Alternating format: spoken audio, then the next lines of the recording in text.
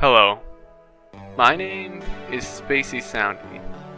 I am a small, ambitious nobody that likes to look at the sky and think about how small I truly am. How I am nothing. How I am on my own journey that means so little to everyone. But to me, that is my world. And today, I want to talk about a game that truly resonates these feelings with me. My favorite game of all time. A game about nobodies, made by nobodies, and remembered as a speck on this big world we all live in. Let me tell you about Mother, Cognitive Dissonance.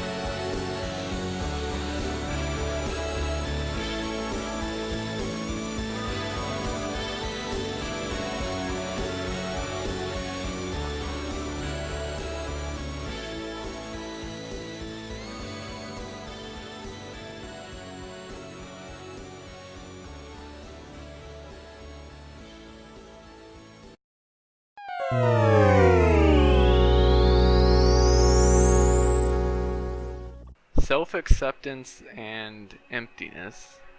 That is the way I would describe Mother Cognitive Dissonance. If I could only use two words, of course. It's a game that emits the idea that nothing that you're doing means anything. A game about a group of outcasts going on a grand journey that will ultimately be forgotten. A journey that barely has anything to do with them. It's a game about being different and alone. And well, how that's okay. Because it's also a game about accepting who you are. What fascinates me about Mother Cognitive Dissonance, or as I will refer to it for the rest of this video, CogDis, is that despite it being the fan game, I feel like it captures the thing about Mother, specifically Mother 2, or Earthbound, that fascinates me the most. Perspective. Watch a review on Earthbound and you will hear such a different idea of what the game is about from nearly everyone. The tone it gave them, the feeling they get when they played through it. I've never heard someone talk the same way about Earthbound. And with that in mind, I don't think anyone will see CogDis in the same light that I do. I believe that is the reason why this is my favorite game of all time. But to most people, it's just some random fan game with flaws. Our perspective on media is always influenced by who we are. There will always be gaps for us to fill in with our perspective. And with the Mother games, including CogDis, because I sure as hell see this as a true Mother game, these gaps are huge. So why does my perspective on this small game matter? Well, it doesn't. Because nothing matters, right? If you've played this game before, maybe I'll at least entertain you with the idea of what I saw in this game. And if you haven't played CogDis, well, maybe I can get you to put your own perspective on it as well. But I'd much rather you just play CogDis now if you haven't yet. Now, before we start, I just want you to know this isn't a review. I would suppose this would make this more of an analysis maybe? I just want to talk about this game. So, let's begin.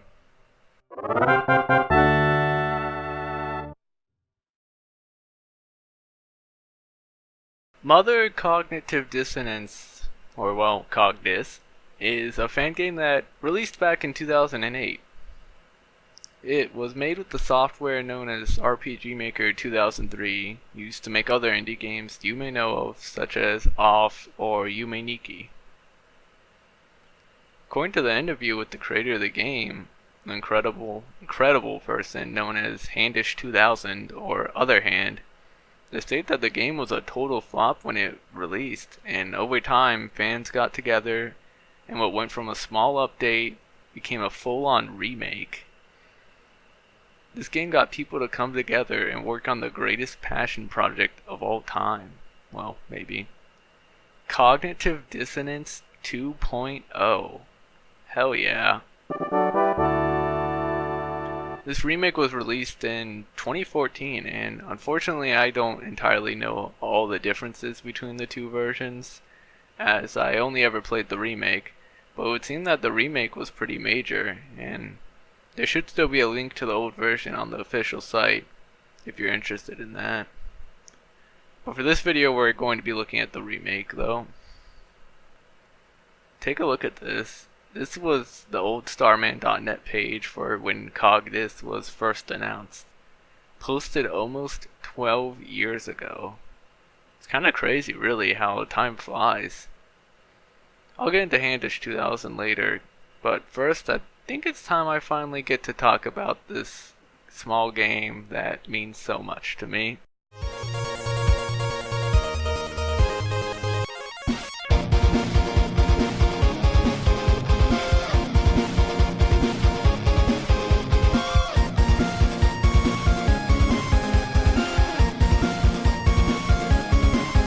To be honest, I'm more interested in talking about the story and characters for this video, but I'll touch upon the gameplay a bit because there's some cool stuff here and clear knowledge on how to make a good RPG. So despite this being a Mother game, this plays very differently from the traditional Mother games you know. If anything, this plays more like Final Fantasy VI. The main reason is because this was made in RPGmaker 2003. Which only did ATB, or Active Time Battle Systems, much like the ones you see in Off. For those that don't know, ATB battle systems have all the characters on a timer before they can perform their actions, and when the bar by the character's name fills up, they can take their turn. I can say it gives the speed stat more purpose, but it's also pretty stressful as you don't have time to sit and think up a plan, so it keeps the pace up. So I don't think there's a way to pause during fights in CogDis, so you're thinking in real time for this one. Another way this game differs is in terms of equipment. We have characters that can dual wield weapons. We have weapons and armors with elemental attributes and other secondary effects. It's not just a stat upgrade being the difference between armor and weapons.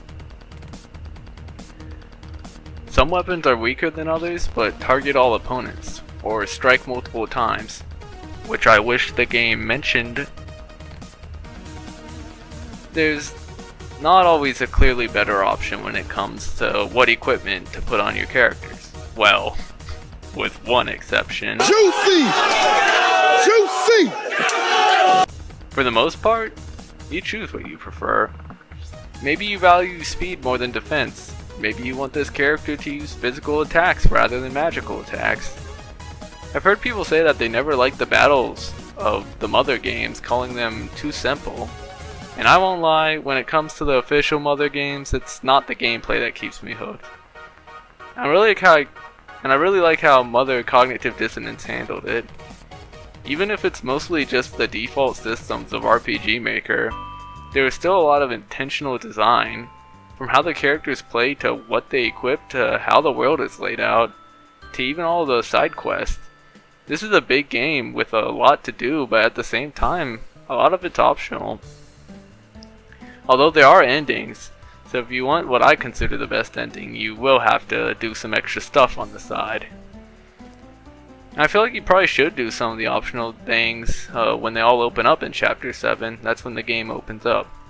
Because I've seen reviewers saying this is a grind heavy game, and well, unless if you're playing on hard mode, which yes, exists, you shouldn't have to grind past Chapter 1. You'll realize that the equipment and abilities you obtain from doing these optional side quests carry a lot more value than a level up.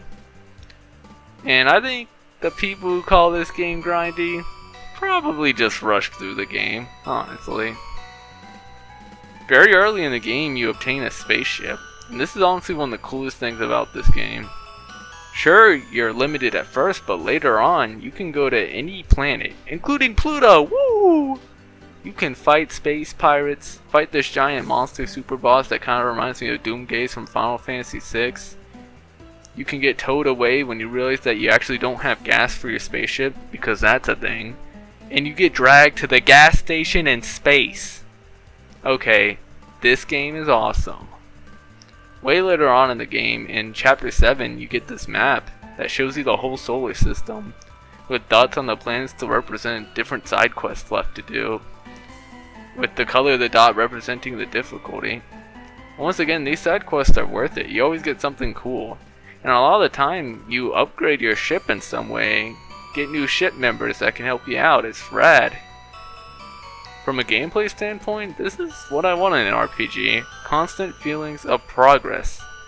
Learning about the world, all that. Also on-screen encounters. Thank God.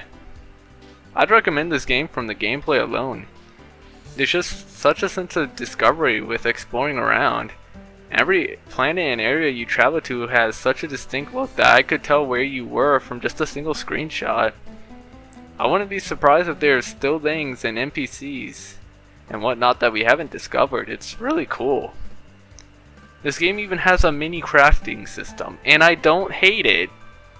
It's more of just having a cool choice of what item you want, knowing that you won't be able to get the other items when using the crafting materials. It's cool and it's unintrusive. The gameplay is great. From how each character plays to how the character's abilities represent who they are. Yes, I think it's time we talk about the main meat of this video, the characters, and the story a bit. If you haven't played this game yet, this is where I want the video to end for you. Mother cognitive dissonance reminded me that video games could be beautiful, and any word I speak beyond this point could ruin the experience for you. Though I will say, if you do try and play this game, I recommend you try to find the ball peen hammer. You can technically get it in Chapter 2, and I highly advise you to do it if you want to get the true ending, which is the Severance ending, easier, assuming you're looking up how to get it. Anyways, if you want to skip this section, go to the time listed here. There won't be any spoilers from there on. You still here? Well, be prepared for me to perhaps look too deep into things, because these characters mean a lot to me. I'm excited, so let's talk. So I guess I'll start by saying this isn't going to be some huge overview of the plot, chapter to chapter, and talking about all the events. General story is that you're playing as a group of planet-crossing radical alien dudes going on a journey across the world to gather the apples of enlightenment and a plan to stop Giegue from turning into Giegus. Or Giegus, but yeah, I guess Giegus makes sense. Which, if you played Earthbound, you'll know that, well, things didn't go as planned. And this does fall in line with the idea of it being canon to the Mother series, which I do consider it canon, and I don't care what you think about that. But we'll get to Giegue later. And it's basically this small group of characters banding together to save the world. Everyone else is either barely aware or too busy with their own problems to really care about what these guys are doing. And I think that's what I like about this game. You're doing something so grand, such as saving the world, but to everyone else, well, that's not their problem. You're still just a bunch of nobodies traveling around. Your group ends up being more known for their band than for also being the people that are going to save the world. When you first travel off of Saturn in this game and enter space, well,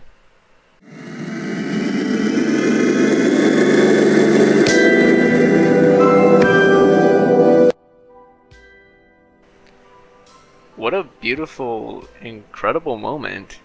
And the song that plays is Maybe We Are Alone. As you fly around this large world, encountering all these people and places, realizing that other people got their own problems and their own life to care about, it makes you feel small, unimportant, like what you're doing doesn't even matter. And in the end, nobody will remember who you even were or what you did. And that's kind of beautiful, isn't it? You never feel like you're a bunch of heroes on the quest to save the world. You're just a bunch of small people on a quiet journey that just so happens to be trying to save the world. Without farther derails, I want to talk specifically about the characters. Eleni Bar, Mew and Giegue, Laris, Zarbor, and Saturn. Because, well, there's quite a bit to talk about with these guys that I think most people just ignore or overlook. This game's habit is saying a lot about characters with very little actual text or dialogue. So no, I won't be going into characters like Greyface, because that's not really relevant to what I care to talk about. And I'm also going to be talking in context of the Severance ending, which I believe to be the true canon ending. I mean, it's the hardest ending to get, you actually have to work for it, and it's the most fleshed out ending, being the only one that takes you to chapter 9. It's the true good ending, and don't let the normal bland one fool you. Although the CogDis wiki says the good ending is the canon one, which is technically true, but also technically not, because the creator of the game said any of the endings could be considered canon basically. And for this analysis, I will be going under the assumption that the Severance ending is canon, as in my eyes, it's the happiest. Anyways, this is going to be an analysis on the 5 main characters, and the struggles they go through with themselves.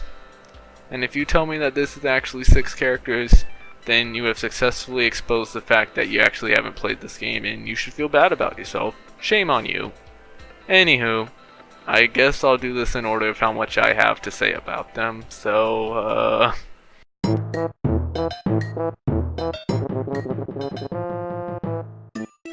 When I first played through CogDis, I honestly didn't think much about Saturn. He's a war veteran Saturn that fought in the Great Rock War too. Yeah. He also lives on Saturn, imagine that. He's proficient with guns, somehow, and is honestly an S tier when it comes to gameplay because he's got it all. Besides the guns, he doesn't really have a lot of gameplay stuff that really matches his character. Like, he learns a lot of support abilities, with his last optional one being PK Ground, which is crazy offensive. And he has weird little Mr. Saturn attack that kinda has a use for if you need magic damage early on. But story-wise, I couldn't tell you. But he's not a complete one-note character. At one point in the game, the 5 characters enter their magicant, in which they fight their own inner demons, kind of, that represent something that they have been personally struggling with.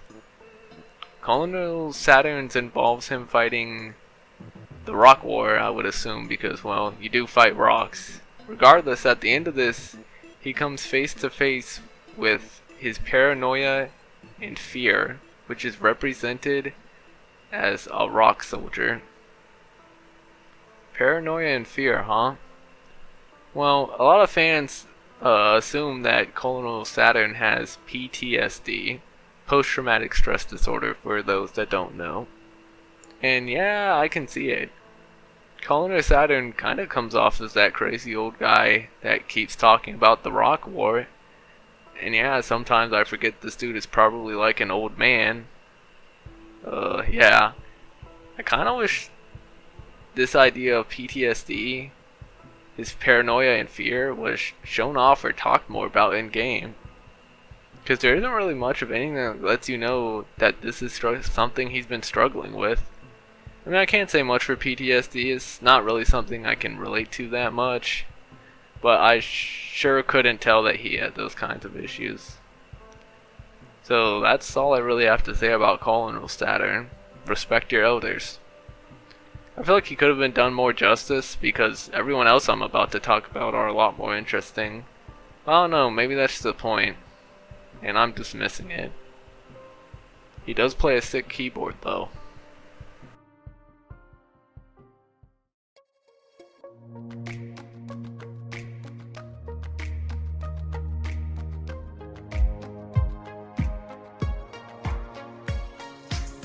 Laurice is a homie. First of all, a playable Starman? How cool is that? He even learns all sorts of Starman attacks like PK Beam or PK Starstorm. He's cool, man. Or they're cool.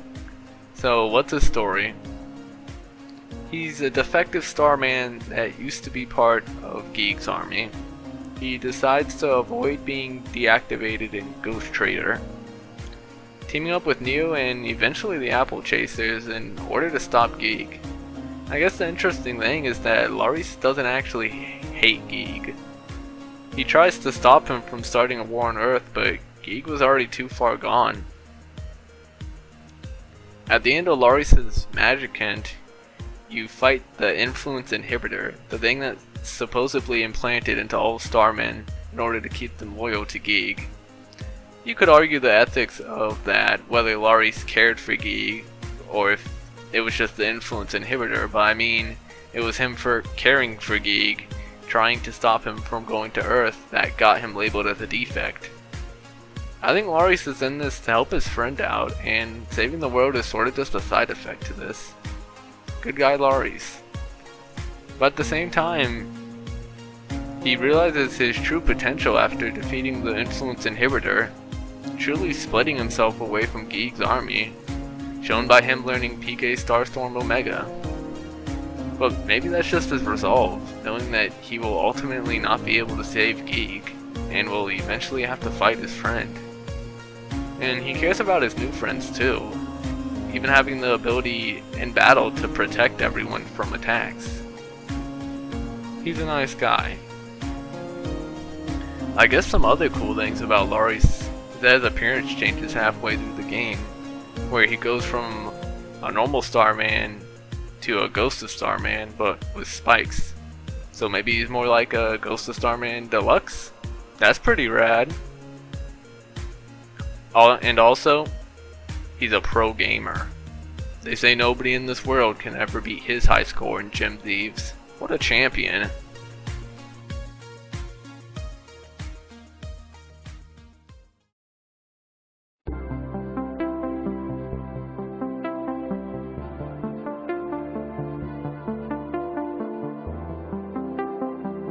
Zarbor, man. I must have been tripping on my first playthrough because I didn't even realize he was a bug guy. I don't think I've ever underestimated a character as much as I did for Zarbor, and I like to think that was the point. Because by the end of the game, man, I was crying for him. And you may not know who this is at first glare, but trust me, you know who this is. Let's get in with it.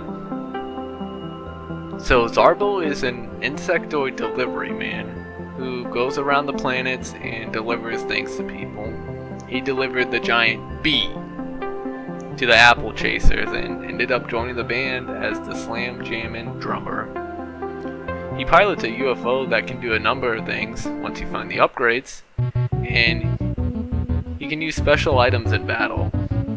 Tied for Giegue, I think Zarbor might actually have the most dialogue in this game out of the main characters. So Zarbor's problem is that he feels inferior to everybody else, that he isn't pulling the same weight as everyone else is, that he's not really helping, and in gameplay it really shows. For a good bit of the game he kinda comes off as useless. Unless you're spending a lot of money for his items, he doesn't get strong, cool PK and PSI attacks like everyone else, and it rarely feels like he's doing even comparable damage to the other party members, unless he just gets plain lucky from his unreliable charged laser that misses a lot, which even that just seems like him doing it in some desperate way to feel useful. And he runs out of PP to use these abilities extremely fast, which then he has to go into sleep mode just to refill, and this happens a lot. Even by appearance, he's a small black speck of a tiny bug. But attacking isn't how Zarbor contributes to the Apple Chasers. He pilots the Nowhere train, their UFO. He tells them about locations and areas all across space. He's knowledgeable. He can salvage scrapped parts in order to make cool new gear for his partners. He can use items that nobody else can. And he can also put shields and barriers around party members. His Psi Reflect Alpha is extremely useful, because it protects the whole party from attacks that hit everyone, and makes a single ally invincible. So yeah, he's not really doing big damage attacks to the opponent, but this game would be so much harder without Zarbor. And this all culminates in his Magician battle, where he fights his own doubt and uncertainty, represented as the other 3 party members, and wow, man. After which, he becomes stronger, and instead of learning some super powerful attack like everyone else does, he learns a support move, a party-wide reflect spell on everyone. He basically has the ability to make everyone invincible. And he gets that when he finally realizes his potential as who he is. It's just a shame you only get to use it in a couple fights because, well... So all throughout the game you hear the Apple tell of a messenger who's going to be the one that saves the world and stuff.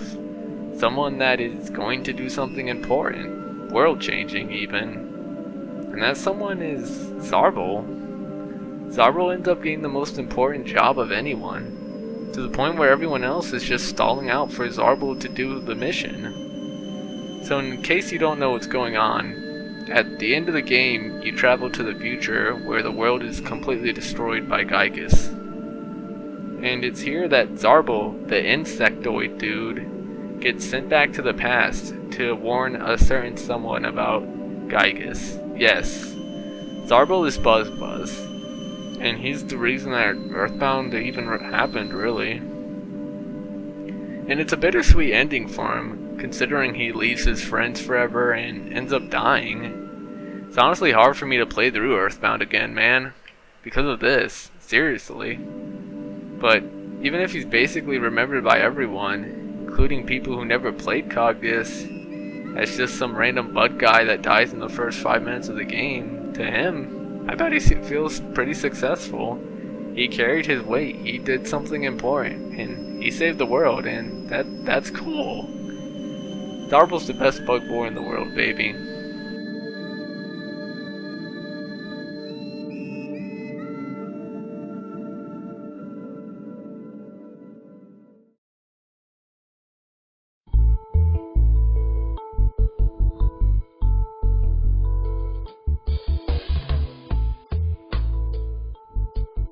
Oh man, Eleni Bar. He is probably one of my favorite protagonists of any game, and it's probably because of how much I can relate to him. And even if I disagree with the thought, he is kind of seen as the main character of Cognitive Dissonance. Plus, he's a mook that you can play as. How cool is that? You can do tentacles, kung fu stuff, and even do that glare thing that the mooks did in Earthbound that caused your party to get diamondized. Yeah, it pissed me off in Earthbound, but in this game you can do it to enemies and it's awesome. Anyways, Eleni Bar is a blue colored mook that lives on Saturn, like Colin or Saturn. When he was younger, he got harassed a lot for his strange color. I suppose he is the only blue mook after all. Because of this, he spends all of his time in a cave, painting, playing guitar, basically enjoying being alone. Look at this guy, he's having a blast painting and whatnot. In fact, this whole story starts out because Eleni Bar is just trying to sell a gold stone to buy some art supplies. I actually kept the stone throughout my whole playthrough. I like to think Eleni Bar sold it after the game so he can finally get his darn art supplies. Anyways, it's pretty interesting he lives in a cave, considering there are towns and buildings where other people live, but he lives far off from any of that, secluded really. And that's because Eleni Bar is really antisocial. At the beginning of the game, Giegue kills him, like actually kills him. and he gets told in the afterlife that he can come back as long as he follows the Apple of Enlightenment in order to stop Giegue from being a thing, which is what leads him on this whole journey. And Eleni Bar is a quiet character who doesn't speak much, but he's not mute. He does talk during several points of the game where you are not playing as him, and at one point in the game he says a line that still kinda shakes me. I don't want to go on this mission anymore. Eleni Bar doesn't want to do any of this. He doesn't care what this mission is about. He wants to go back home in pain. He wants to play music in his new band. Save the world? He doesn't want to do that. That's just not the kind of person he is. But at the same time, Eleni Bar does still care for his friends. He doesn't talk much to them, and if anything, just comes off as nervous to them. He doesn't know how to open up to people. And this is shown in his abilities too. He has PK Freeze as his main side, representing his isolation, his fear of breaking out of his shell. And besides that, he mostly has healing abilities, curing status effects with Psi healing, to straight up heals with Life Up. He's caring for his friends, but he comes off as cold. He also has PK Shockwave, which is the same ability Giegue has. And that's because he knew who Giegue was before Giegue started going crazy. And I guess besides Laris, he was one of the few who saw Giegue when he was still a nice person. After getting all points of power in this game, which is a thing in this game, it's optional, you go to this Magicant-like area where Eleni Bar sees his friend, Giegue. Maybe it could be argued this is the Apple trying to show Eleni Bar who Mew is, but I think it's Eleni Bar thinking about Giegue. Regardless, Eleni Bar ends up getting PK Harmony from this, which is an ability that drains all of Eleni Bar's PP in order to completely revive and heal his friends. And I think that represents him a lot. This dude loves his friends, he just doesn't know how to express it. Anyways, at the end of Eleni Bar's Magicant, you can actually fight two different entities. There's a point in this game where you can go into a Chimera machine as Eleni Bar, and you come out as this sort of Chimera robot look. It changes a bit of your abilities, and maybe even a bit of Eleni Bar too. I don't normally do this. Eleni Bar is fine just the way he is. However, depending on whether you did or not, the boss of your Magicant is still a reflection of himself. I couldn't find footage of it, but I swear if you chose to Chimera-size yourself, Eleni Bar would be fighting his violent and hateful side, and the sprite for the enemy would be also his Chimera form. There are multiple choices you can make that will affect Reflecto, the boss of the Magicant, and I really wish people documented this boss more because I think it's really fascinating. Normally, however, you just fight the side of Eleni Bar that wants to give up, the side of him that wants to quit and go back home, the one that doesn't want to do this mission anymore. I think the fact that he both has this depressed, pessimistic side and this violent, hateful side is so cool. Eleni Bar may speak the least, but you still learn so much about him. And after you beat this negative emotion out of him, he learns Psi super healing. He's fully opened up to his friends, and there's a moment that plays after this that farther shows this, but we'll get to that in Giegue section. And, well, that about covers it for Eleni Bar. He's a loner that never would have broken his shell and started a band if it wasn't for him being forced on this journey to save the world. And I think in the end, he's probably more glad to get all these friends than to be proud of saving the world. And it's impressive how complex he is, despite not talking that much or expressing his emotions that much, which I think perfectly represents him.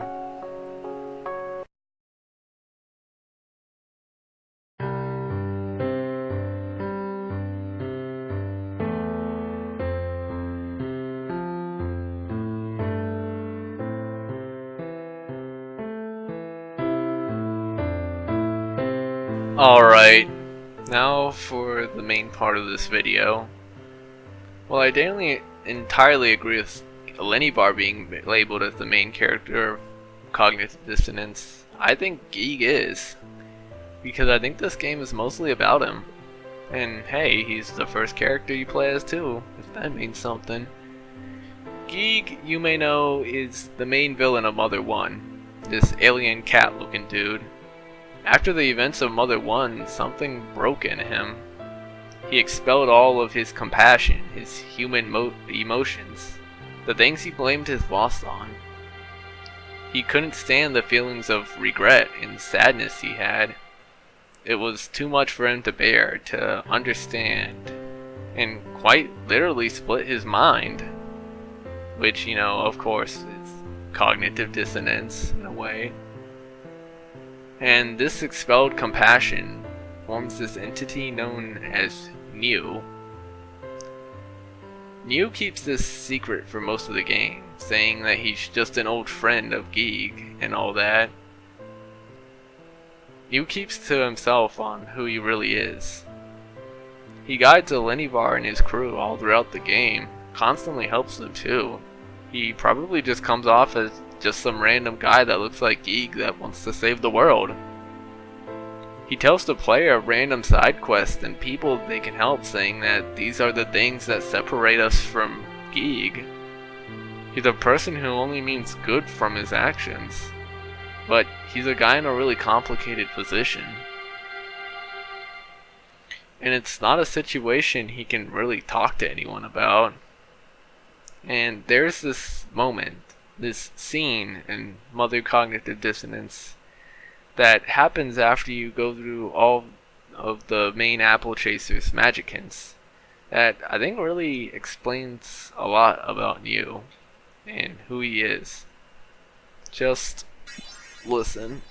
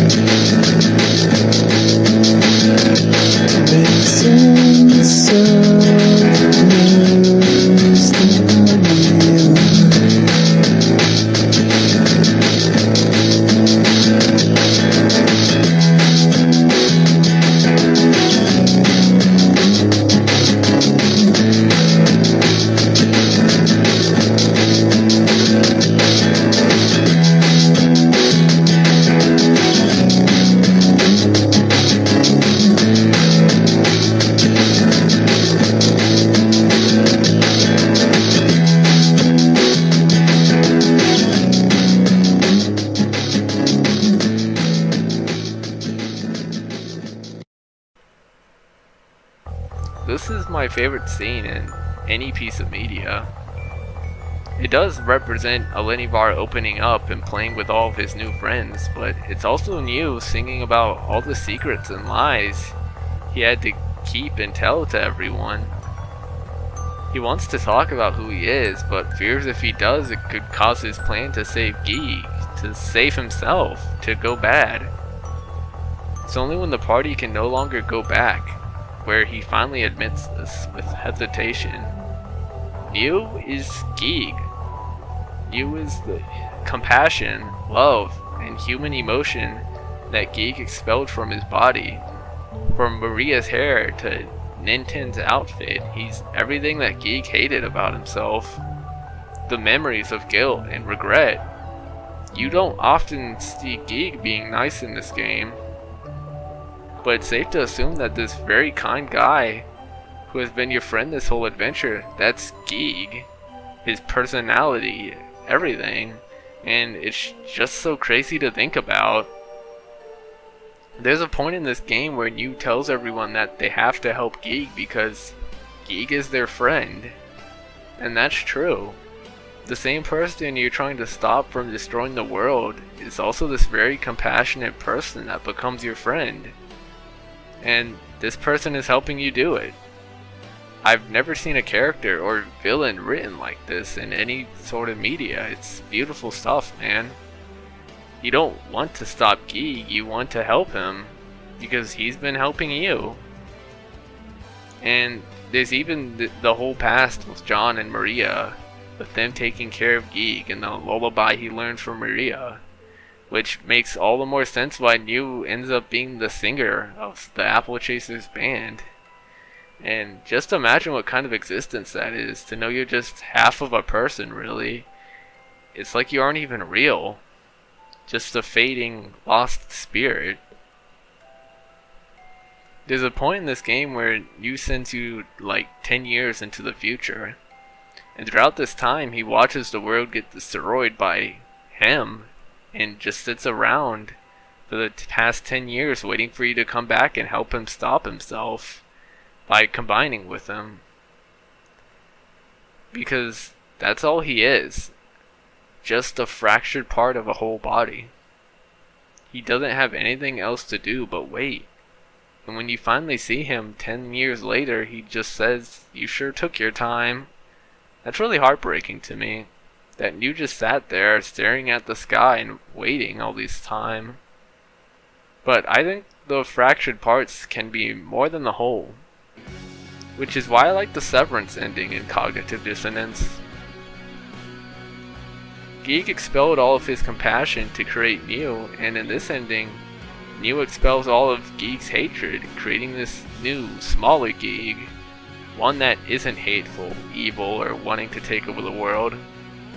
And they all escape together, besides Zarbor, of course. The crew is fine, but most importantly, New becomes his own person. He's no longer just a part of Giegue. He can be his own person now. This was the best case scenario for him.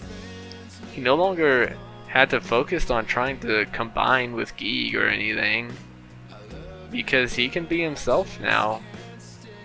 He's no longer a fractured part. He is a whole self. He's no longer Giegue. He's New. I think that's what Mother Cognitive Dissonance is truly about. Coming to terms with who you are, self-enlightenment, loving yourself. Everyone went on this journey and changed for the better. Colonel Saturn got over his paranoia and fear of war. Larius escaped his life as being a soldier. Zarbor finally became an important hero that changed the world and made an impact. Eleni Bar finally broke his shell, made friends, stopped being a pessimistic quitter in life. New finally became his own person. And Giegue? He gets a second chance at life. That's the best ending for everyone. They stare towards the starry sky with an exciting new future ahead of them. Who knows what's gonna happen? And then Eleni Bar and New hold hands, and then, oh crap, sorry. Didn't know how my fanfiction got in there. Anyways, that's Mother Cognitive Dissonance. A quiet game about a lot of things that makes me feel a lot of different ways. There's a lot of stuff I didn't mention either. There's one part where New goes down to Earth and all the kids are like, "Whoa, cool, a real alien." While all the adults just don't care about this alien life form. Get a job, hippie. Weird Halloween costume. There's just something I really like about that. It's like the adults lost their imagination from this dull, crappy world we live in. Then there's this one character you can find hidden away named Celine. She's a cat-like person like Giegue, but claims she doesn't want to have any part of anything. She only has a few lines before, bam, she walks away and you never see her again. That's what this game is full of. These unforgettable characters and moments, going on their own journeys and having to deal with their own issues. Like how Elmaden feels sorry for being a jerk even if he was under Giegue's influence and spends the game trying to make himself feel useful. I'm sure there's still stuff in this game that people haven't found out about like 11 years later. This game even managed to scare me more than any video game has, and I don't get scared easily. That's because there's this one moment where you're you walking around Giegue's old abandoned ship, getting attacked by these absolute nightmare things, and I was afraid because I thought you was going to die. That's what scared me, and I'll never forget that feeling. Another thing I like is Yu's walk animation. Look at it! It's silly, expressive, I love it. It's what inspired me to give all my characters different walking animations. I love how the game enters Eleni Bar must die mode in chapter 7, where nearly every enemy is super tough. And if you fight the guardians of the 7 spots, you get an item that increases all of your stats, which you don't get if you fight them pre-chapter 7, which makes me want to play through the game not doing any of those fights until chapter 7, despite making me miss a ton of important abilities from dodging them. I love how when you go to Earth, you can fight these camera things, which are people from other planets spying on the Earthlings, trying to keep themselves hidden. Okay, last thing, but I love how the characters talk. This game takes place in the 1960s, and I can't relate to that, I'm no old man, but everyone talks in this hippie, old-style smoker way that makes me relate and love this game even more, because I say a lot of stuff like this. And it's more than just saying stuff like far out and groovy, you know? Okay, I'm gushing my love about this game. But I love Mother Cognitive Dissonance. It's my favorite game of all time, with my favorite characters of all time. There's never gonna be another game like it. Another game this good. Another game that will tell a message or a story, express a character this well. It's a one-of-a-kind masterpiece. And whenever somebody says nothing's perfect, I say, you're right, because Mother Cognitive Dissonance doesn't have a run button.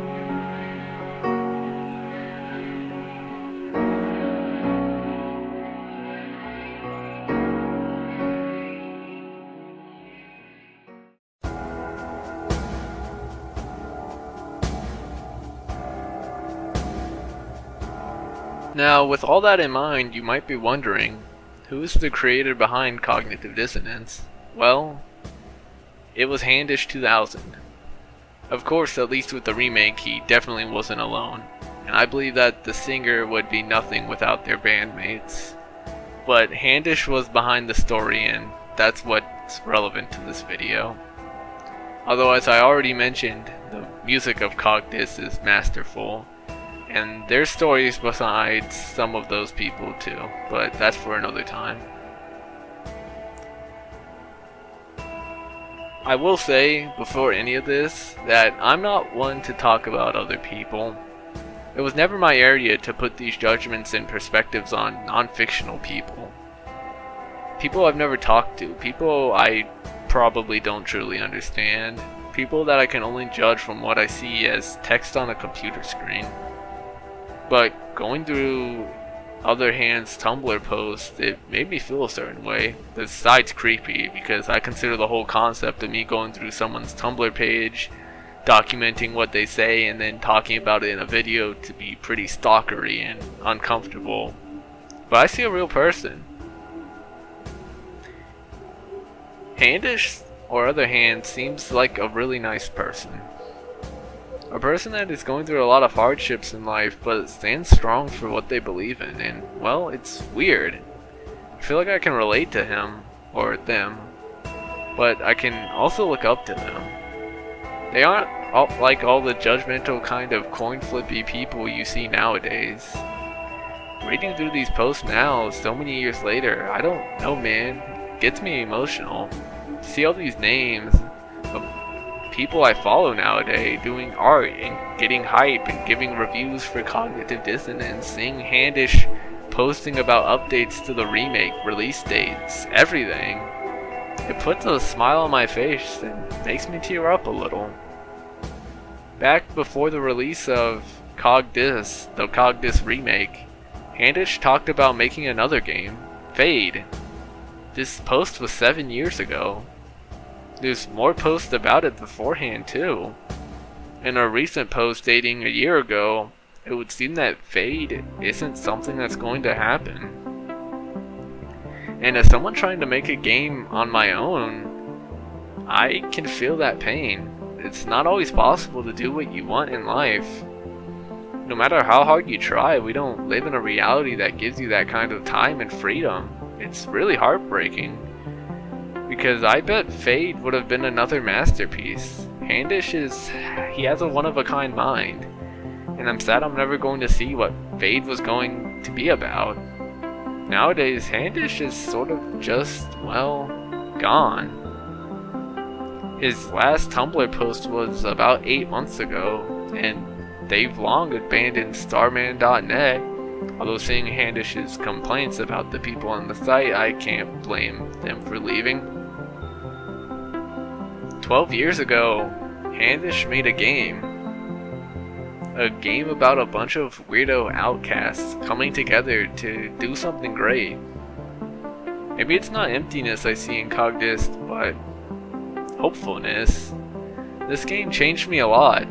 Made me understand and accept a lot of things about myself. And it's just weird to think what it's like 12 years later. How much you change in that time period. How much the world changes. The people, everyone. There are going to be people watching this someday that were born after CogDis released. People who aren't even older than 12 years old watching this, and that blows my mind. Handish, other hand, or whatever you want to be called, I know my words don't mean much, but I want to thank you for making CogDis. It's a game that made me realize a lot about myself. Told me it was okay to be different. Told me it was okay if people didn't care about you. Thanks, really. I'm not sure if you ever imagined that your game would have these kind of effects on people 12 years later, but you've made an impact in my life. I don't know where you are now, but I hope you are happy. And if you're not in this world anymore, then I hope you're somewhere even cooler. Chilling with a bunch of alien homies someplace too far for me to ever comprehend. But that's all for me. I hope that I could get some more eyes on this beautiful small game. I said earlier that the apple chasers are ultimately forgotten about, and that what they did and who they are ended up being lost in literal time. But that's not true, because they still remember what they did. It doesn't matter if they weren't crowned as heroes for what they did. None of them cared about that kind of attention. That's not what they wanted. They're happy with themselves.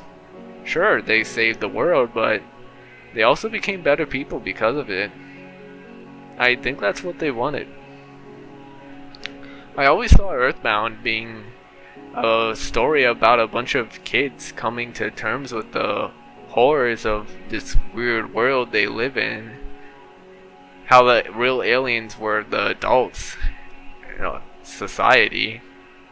And in Mother Cognitive Dissonance, it's a story of a bunch of adults coming to terms with the horror of, well, being themselves. The big scary monster that you fear it's just you. This is SpaceySoundy, and I like to look up at the sky and realize how small I truly am, but I smile, because I know that I'm still me, and we're all just ghosts, hiding in the ocean, searching for an answer to bring us to life. Thanks for watching, everyone.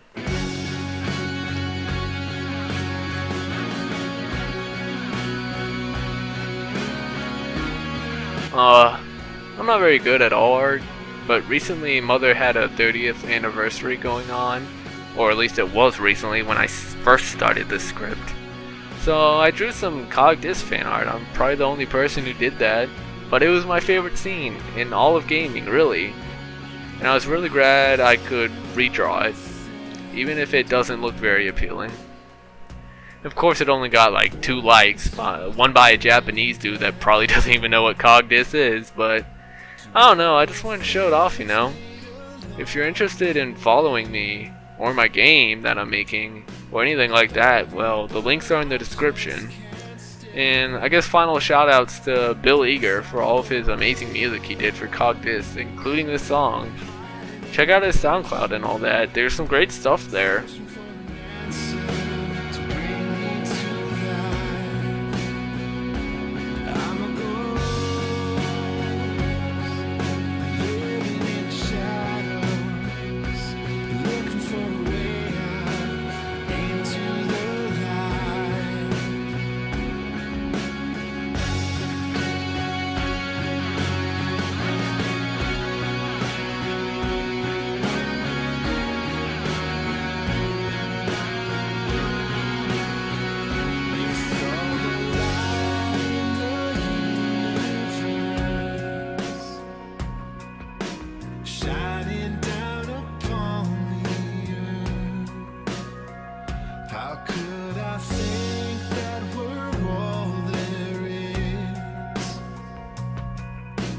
Destined for